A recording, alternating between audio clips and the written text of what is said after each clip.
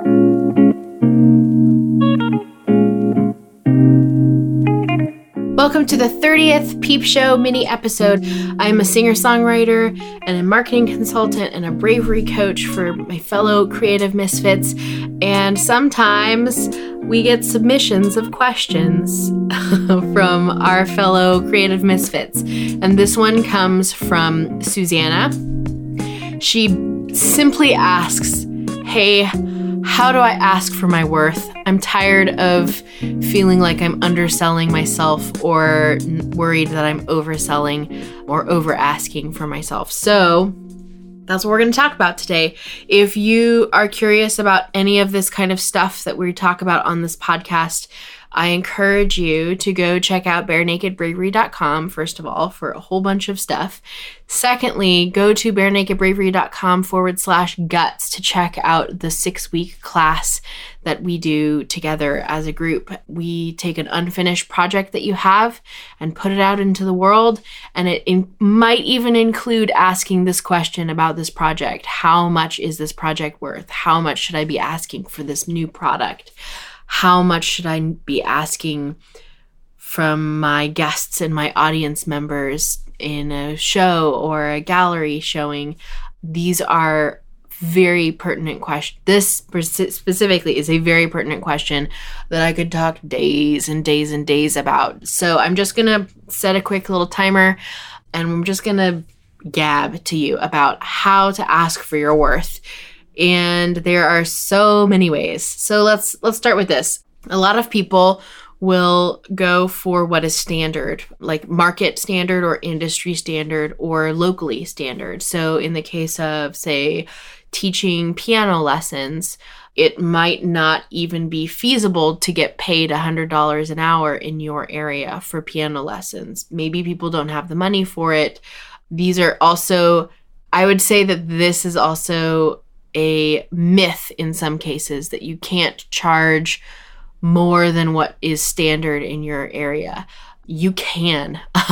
I am a good example of it, and there are plenty of other people that are out there that have just decided, you know what, my time is worth this much money, regardless of what everyone else is doing. I know that my time is worth this much, and they get it.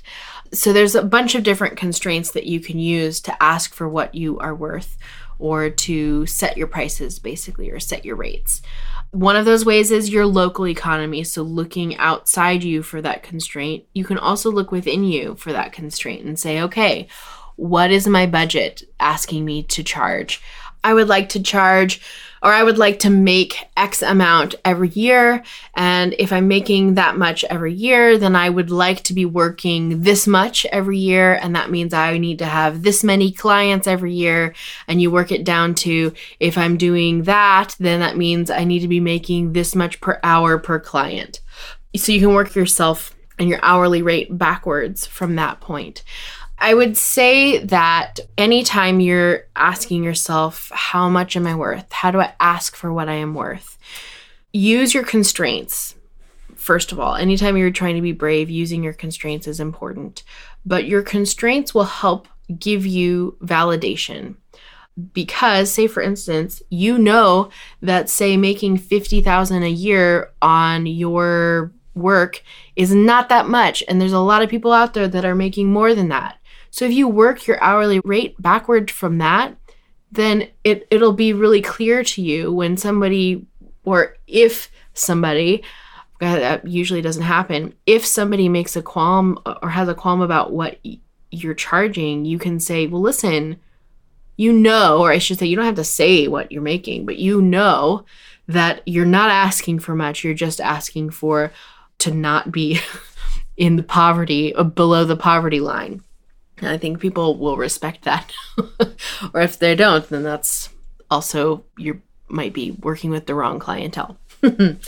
So I would say that looking at those constraints can really help inform you and empower you to make the right decisions. So for instance, if somebody comes to you and says, oh my gosh, that's so expensive, and you know you're just charging what the standard market rate is for piano lessons, and it's really not that much, you can say, well, listen, you're happy to go shop around if you'd like. From what I gather, this is like a standard hourly rate for all piano teachers.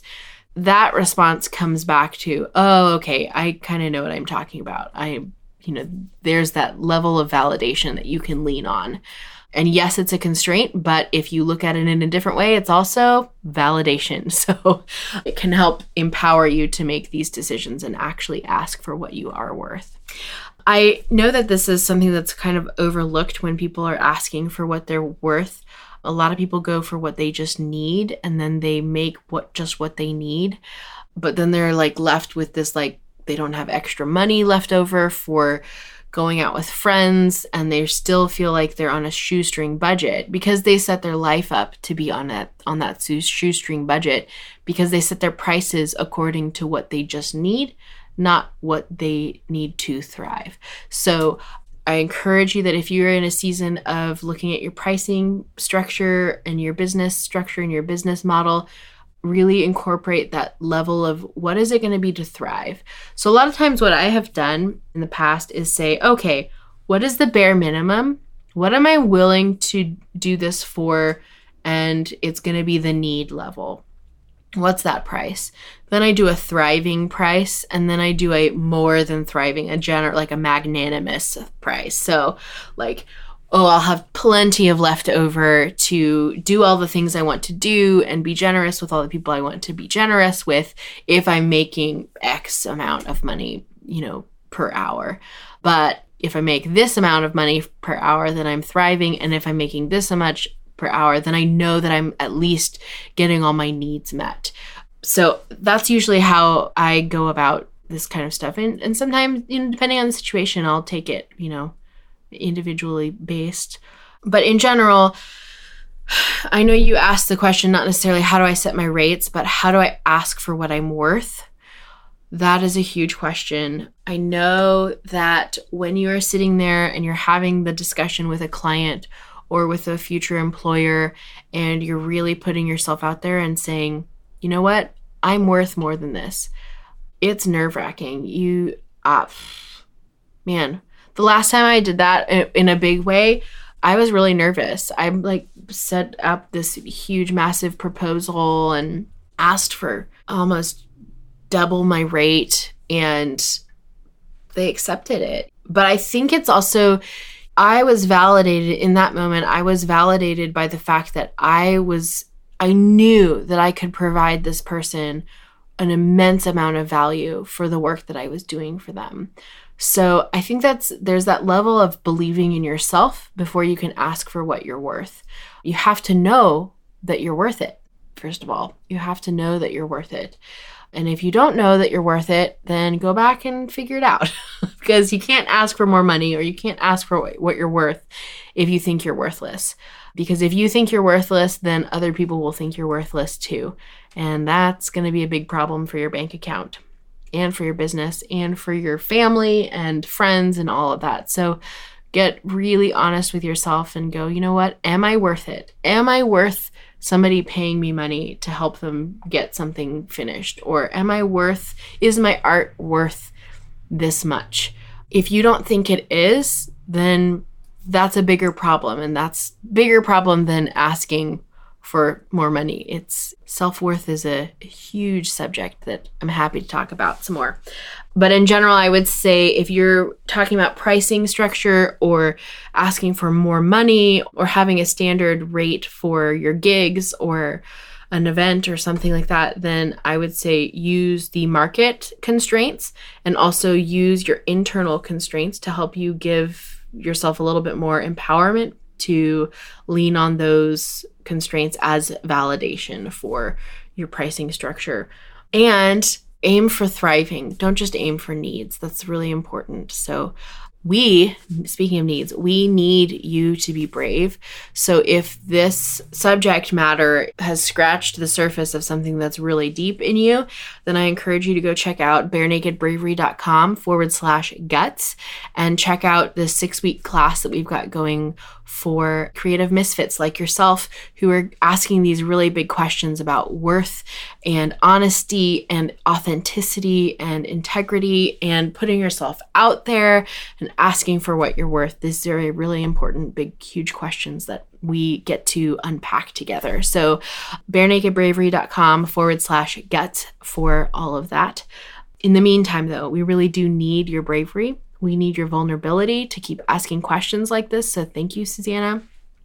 If you would like to submit a question for a future Peep Show episode, go to BareNakedBravery.com, scroll all the way down to the very bottom, and there will be a link that says submit a question. And that form, you can also upload a voicemail memo from your phone if you'd like. Then we can put your little voice on the show as well. Little or big voice. Not required though. You also can submit a question anonymously, which is fine. And I'm looking forward to hearing all of your questions about bravery and putting yourself out there and what it's like to live a life as a creative misfit. And that's all I have for you today. I really want you to be brave. I want you to be vulnerable, imaginative, improvisational, because the world really does need your bare naked bravery.